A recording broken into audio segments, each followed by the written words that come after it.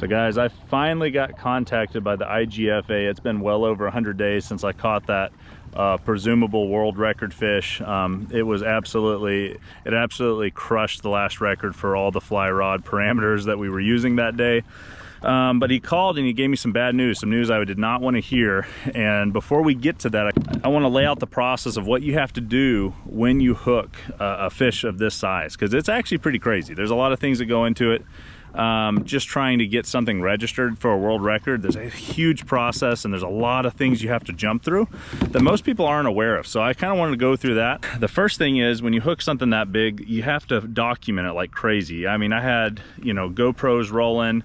We were filming multiple angles. We're trying to get everything right so that we don't mess up anything. And there's a lot of rules, ways you have to take pictures, ways you have to weigh things. And so we did our best when we hooked this fish and we started kind of looking at the record book and we realized we had something that was way bigger. The first thing was, okay, well, let's do everything right. You know, let's make sure that we do everything perfect, because we don't want to leave one detail out. So we really tried to do as much as we could the day we caught that fish. We even weighed the fish at a post office, which we'll get to later. And we kept it alive because we were able to use a giant plastic bin. We filled it up with fresh water from the local reservoir where we caught the fish. And we just did a lot of things. We did a measurement record. So we submitted for a catch and release record. That's what I filled out the application for, but it actually takes a turn. So when we first started this process, about a month in, I just released the video saying, hey, we think we've caught this world record fish. We're excited. I'll get back to you guys. Well, you know, we put in all that work and all that effort, and behind the scenes, here's what I had to do, because there's a lot of things that people maybe aren't aware of, but there's a lot that goes into catching a record fish. The first thing is you have to send in all of the evidence. So photos of the measurements, video documentation. You actually have to fill out forms and find an actual like aquatic biologist, and they have to sign off that it's the correct species. And then you have to go somewhere where you can get the papers notarized saying that you're not lying and that this is all very true. So I literally was all over the place trying to figure out what I had to do. It took multiple days. It cost a little bit of money because even the application, there's a fee involved.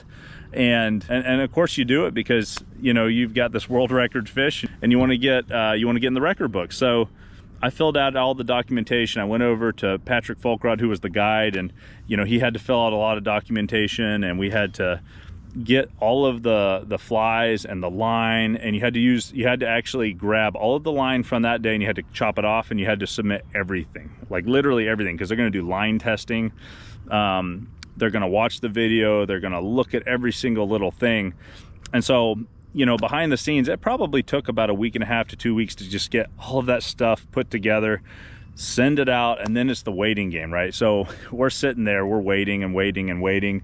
And of course, you know, it's killing me because there's a ton of people contacting me and asking me, did you get the record? Did you get the record? And I'm like, I don't know yet. I'm excited. I'm just like you guys. And so a month goes by, couple months goes by. Now I'm kind of like, okay, maybe I need to call them. So I'm calling, I'm leaving voice messages. I'm letting them know I'm excited, that I want to know about this thing.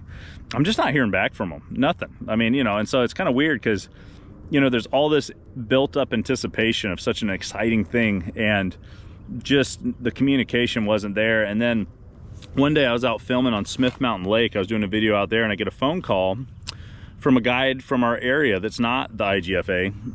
And he says, hey, I just want to let you know you didn't get the record. And I said, well, what do you mean? I've been waiting to hear back from them. They haven't been communicating with me. How do you know that? And he had told me that he had actually called in about something else regarding another record. And the guy said, oh, you're out of East Tennessee. Do you know this guy? I need to let him know something. We've been trying to get a hold of him. You know, I never got a phone call. And apparently, he had told that guy, well, you didn't get the length record because you didn't use the proper measuring board. Apparently, they have their own measuring board they sell. I had sent in my measuring board for them to authenticate, and apparently they don't do that. So I said, well, I appreciate you telling me, but I really want to hear it from them because, you know, I need to hear it from the IGFA. They're the ones that do this. So eventually, after leaving a few voice messages and kind of saying, hey, I heard secondhand from someone else, can you please call me? You know, I'd really like to hear about it. They finally called me and apologized for doing the whole thing kind of secondhand through somebody else that wasn't even Patrick or that guide service. Is a whole different guide service. And you know, he said, okay, well, yeah, that's actually correct though. You know, we can't let you have the length, catch and release length record because you have to have our official IGFA measuring board. And if you don't have that, then, you know, we can't count it. Even though you sent it in, we can't verify that it's the one that you used on the boat. I said, well, I mean, I know you guys verify, you know, scales. Why can't you do that? And he said, that's just how it is. That's what we do. And I said, okay, all right, well, I just want to let you know we also had it weighed officially at a post office, and I can verify that. We actually have a timestamp from the post office, and you know, can we take that route? And he said, absolutely, tell me the weight. So I told him the weight. He said, oh my goodness, you smashed the record. And I said, I know, it was a really big fish. And he goes, okay, we can go with that. You need to go to that post office, take more pictures of the scale, send that in with the stamp and everything else, and we'll run with that. And I said, great, let's do it. You know, so even though I didn't get the length record, we still absolutely had that weight record in the bag. And so I sent in all that information, went out to that post office, and the people at the post office still remembered me because I don't think they'll ever forget the day that a couple of guys came in with a giant fish and had it weighed. And, you know, then weeks start going by and weeks turn into months. And, you know, every now and then I'll get a phone call from them that says, hey, we're still working on it. Sorry, it's been taking so long. Well, eventually 2 or 3 more months go by and I just start getting ghosted again. And I mean, it's just like painful, guys. I'm losing sleep over this because it's just such an exciting thing. It's a big deal. There's a lot of pressure you put on yourself, and, you know, I'm feeling it. I'm literally feeling it. And gosh, man, it just took forever. Like every time I would call, I would say, hey, at one point I even said, hey, you know, I'm really anxious about this. It's been so long. I just want to make sure you still have it or that someone's even looking at it. And eventually, a few weeks ago, I get a phone call while I'm out fishing again with my buddy Logan. And he says, hey, I just want to let you know that I regret to let you know that you didn't get the record for weight. And I'm thinking, well, how? You know, like we just absolutely crushed the record. We've done all these things, right, to make sure that we've got it in the bag here.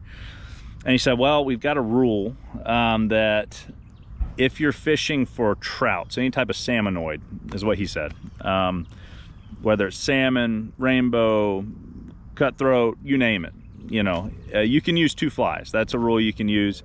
However, different species only allow for 1 fly, and for hybrid bass or white rock bass, the rule book says you're only allowed to have 1 fly. And I said, well, okay. I was like, we were fishing for trout that day. We were not even trying to target this world record hybrid. We happened to be fishing for just trout. And he said, well, unfortunately, that's just the rules. And because you happen to have 2 flies on your rig that day, that is the reason you cannot get the world record. So that one hurt. You know, there's not much more I can say about it. It's one of those things that, you know, there was a lot of time that went by. And he even apologized. He said, man, if I had just noticed that on the front end, I wouldn't have even let you submit the application. But instead we waited over 100 days, and, you know, it finally, they got back to me, but it just took so long, guys. It's a long process. If you happen to catch a fish, you know, you just need to look at the IGFA website ahead of time, because there's a lot of rules involved. I was sweating bullets immediately as soon as I opened their website because I saw how many rules there were. And even after reading everything, I didn't even see the one about 2 flies. So it's just kind of crazy. We had the world record. It was way above it because of the line test and everything else that was involved. And it's just one of those things, you know, it's one of those things. It's a little bitty rule that cost me a world record. It hurts. It's one that I don't like to think about, but it is what it is. So I will say that I'm very grateful that I caught a fish that big on that particular day with that particular rod setup, because it was a world record fish in my mind. I know it was bigger than the world record, and we caught it. And, you know, because there's 2 flies, so be it. You know, it is what it is. So that is the conclusion of the world record hybrid bass. We didn't get it, guys. We got close, and it just happened to come down to one little rule regarding how many flies you could have on your line. So that's how it is. I'm a little bit sad about it still. Obviously there's some sadness involved, but at the end of the day, it was a heck of a fish. I'm grateful for Patrick and his company, and I can guarantee you we'll be after him yet again. And next time we may have a certified measuring stick in the boat to make sure that we can get that release record. So stay tuned. We'll see if we can catch another one.